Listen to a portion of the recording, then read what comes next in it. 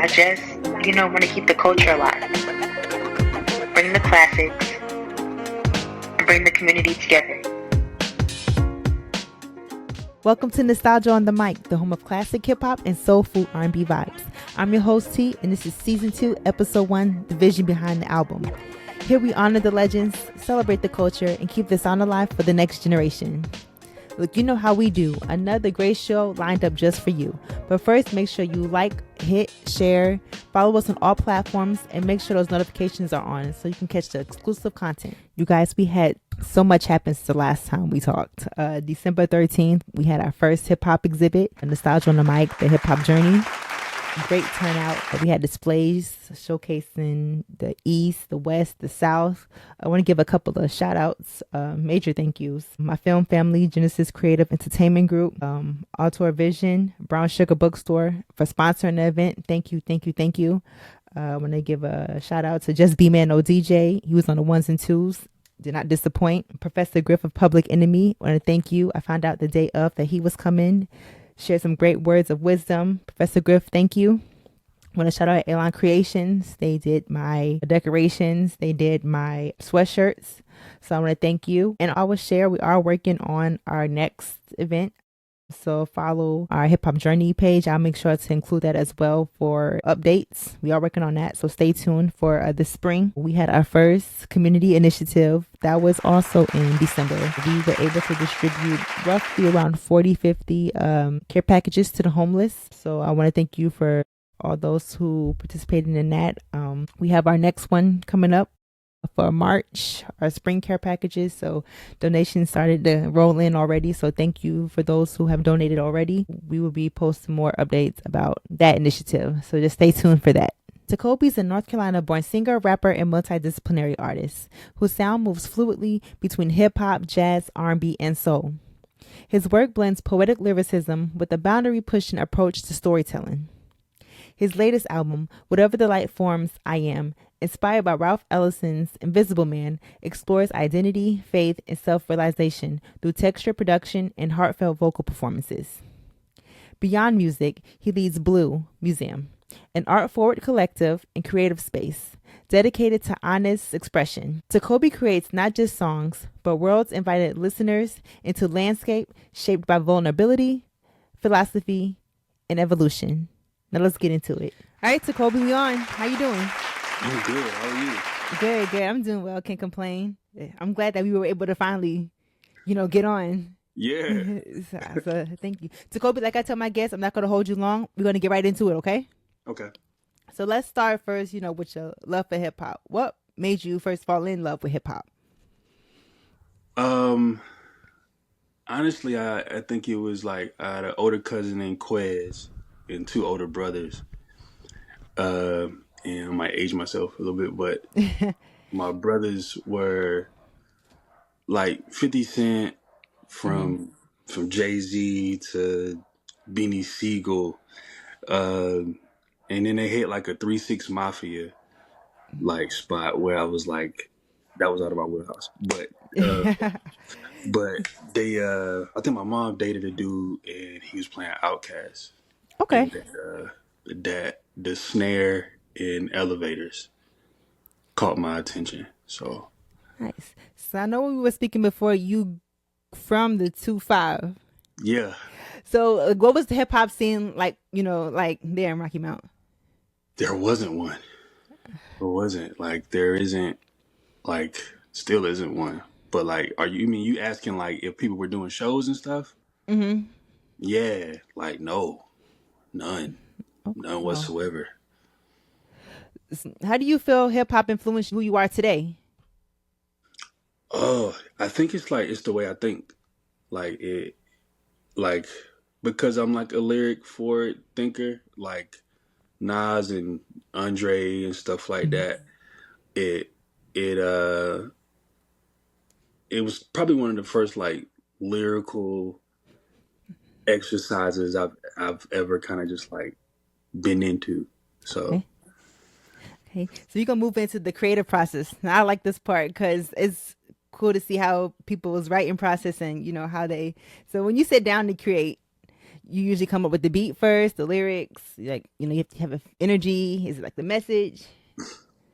Uh, it's this might be a good or bad answer, Hmm. but um, I gotta have like a cup of coffee, like Okay. and I guess just like the energy more thing like more like the vibe and the aesthetic before I even like know what I'm gonna put on paper or Oh write. wow. Okay. It's literally like I know I want to make something today, Mm-hmm. but I guess similar to somebody rolling up a blunt or whatever. Mm-hmm. Mine's is like, yo, I gotta get like a cup of coffee from Ethiopia or you know what I mean, some Yeah, single yeah. origin type. Like that's my that's kind of my go to. Like I can't go without it. Are you a type my lyrics in the phone type of guy? Are you still old school with the pen and the pad? Like, or are you, will you kind of memorize your lyrics and then you go into the studio and then, you just go from there? Honestly, it depends on what's at hand. Of course, my phone is always there, Mm-hmm. but I have a pad that I kind of like some of my best stuff has come out on paper Okay. before I put it in my phone So do you write every day or do you create like, when the inspiration hits? every day. There's like every day, whether I'm just journaling or if there is like a concept, I get at least like 2 to 4 lines a day. So We're gonna move into your new project, whatever the light forms I am. So yeah. first, tell us about it. Like what sparked it? uh, I I hit like a place in my life where I was like super kind of like lost and like untethered, didn't really know where I was going, didn't really, yeah, just wasn't really fooling with myself. And like, I was like married, I ended up getting divorced. Um, yeah, stuff just wasn't clicking. I felt like super untethered. And so, um, I ended up getting this book from a place here called Archive. Um, friend of mine, Sharice, like owns it, Okay. and she saw me kind of hovering over this book called The Invisible Man. Um, and yeah, like I started reading that, and that kind of sparked the album concept. What does it represent for you personally? Like, Uh, to you? the kind of lifelong journey of knowing that I'm simply like becoming, like Okay. every every day, whether I take an L, whether I take a win, like it's literally a lot of me unraveling and me learning myself. So, What's your track list? Is there one song that feels like the centerpiece or heartbeat of the project? whew, um, yeah, yeah, yeah. The it's like right there in the middle of the record, and it kind of like yeah, it has like a very almost aggressive energy, but like an assuring energy, and I think to me that's the gist. How long did it take for you to put the project together? Like 2.5 years. Okay. 2.5 years, and then some friends kind of helped me pick the right songs and sequences. So yeah, Any collaborations that we should look out for? um, yes. So on the intro track is a close friend of mine's. She goes by Wild Recluse. She's singing on it. Um, and the person who produced Yeah Yeah Yeah, Water, Things Fall Apart, and I could be missing something. Nah, those three is a dude named King Noli. He's, in my opinion, one of the best producers in town. And then, yeah, I think those are the ones. I'm like, yo, y'all gotta go tap in with those people. So what should listeners pay close attention to when they hear it? They should pay attention to the sequence of the songs. So like, listen to it from start to finish. Like, that's what it's made for. With the message, what do you hope people feel or take away from the project? Um, I think it'd be easy to say like love yourself and take care of yourself type thing, but I think like really learn yourself, like really learn like who you are, to like that the good and the bad, Mm. and like learn how to love that person, and accept that person for where they are today, because you just like it got to start with you.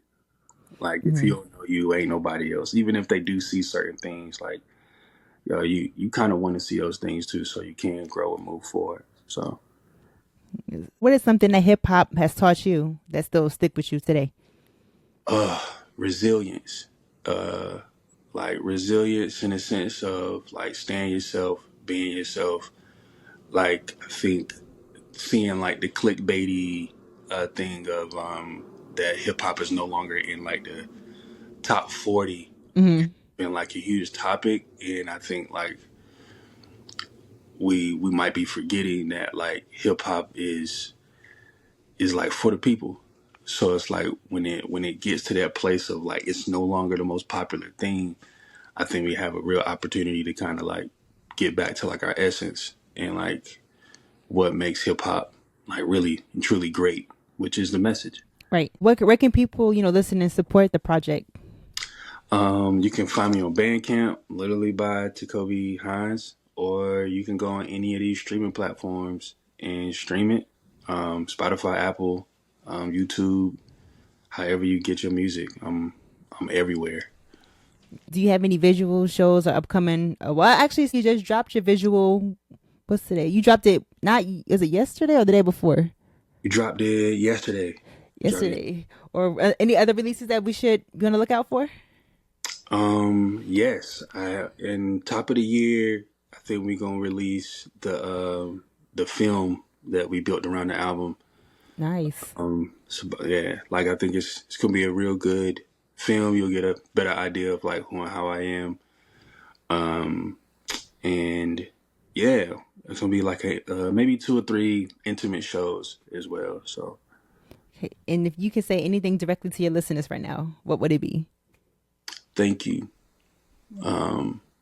Thank you for listening, sharing. Thank you for every like and comment. And continue to do it because I need you to. I mean, I think, yeah, to me, I know this might be cliche, but like, this is like my favorite body of work. This is probably the hardest one it was for me to like let go of just Mm-hmm. because I like put more into it, more thought into it, more time into it. But yeah, tried a lot of new things. And so it was like, yeah, the fact that anybody want to talk to me about this joint, I'm kind of like all game. So So this is your sophomore album, or is yeah, this is my definitely my second album. My first one was Days Under Sun. okay? Yeah, and then I got like a handful of EPs in between that. But yeah, this is my second one. So This concludes our episode. okay, Um, I'm gonna put all the links at the bottom of the screen. okay, Again, thank you. I appreciate for taking the time to tell me about your project. yeah. And until next time, nostalgia on the mic.